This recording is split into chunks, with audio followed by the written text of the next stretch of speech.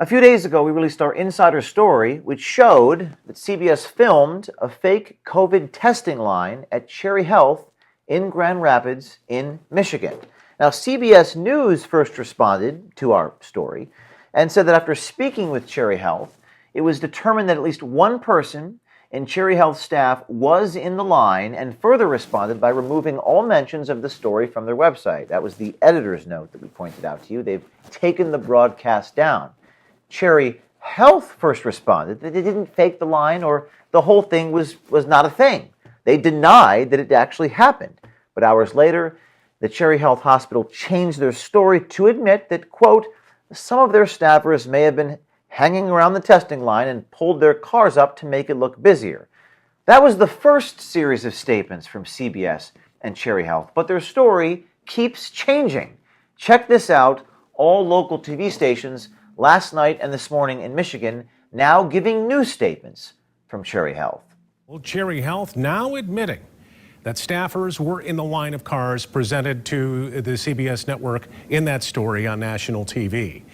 Cherry Health CEO Tasha Blackman just emailing a statement that says staffers were in the line to provide a visual backdrop showing how busy the test site can get. The statement says that part of the intent behind the staging was to protect patient privacy.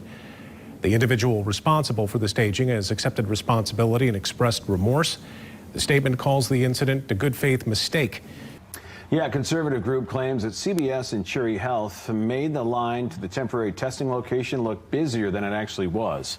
In a statement earlier this week, CBS denied the claims, but now the president and CEO of Cherry Health says after an internal investigation, they have learned a few staff members were encouraged to pull their cars up in the testing line to show how busy this site can get.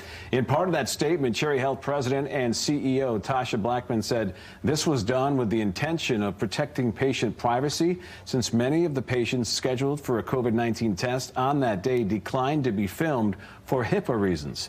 So the CEO is now admitting she formed the line to show how busy it was, a visual backdrop, as she said, saying it was a, quote, good faith mistake, and that people were in fact encouraged by an individual that she'll hold responsible. All of this contradicts completely what she said initially. They just keep changing their statements. They're losing credibility by the minute. But she also says that this was done to, quote, protect patient privacy? How does that work? How are you protecting patient privacy? You're actually hurting patients because there were real patients in the line that needed to be treated. How do you protect patient privacy here? But then this morning, the president of the board of directors got involved in this thing at the hospital. Let's see what he has to say. Now the board of directors is getting involved, planning a special meeting to address this public relations mess. Board President Scott Alfrey on the record, quote, I have every confidence that whatever the right thing to do is, to the extent corrective action is necessary, will be done at any cost and any expense. It is painful, he said. This whole thing is unfairly calling into question the core values of Cherry Health. Alfrey said Cherry Health workers depicted in the video had no idea they were talking to a man who was a so-called Project Veritas insider. Quote, many of the individuals involved with Project Veritas interactions are coming forward to say that they've been misquoted and taken out of context.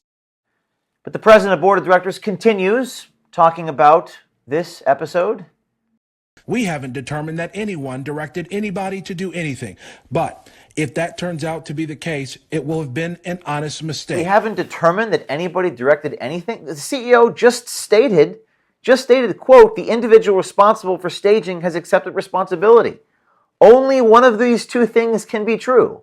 Either what the CEO said, that the individual responsible for staging has accepted the responsibility, or the president of the board who says, quote, we haven't determined that anyone directed anybody. This is a total contradiction. So they're contradicting each other. One of them is lying. Our question is it the president of the board or is it the CEO?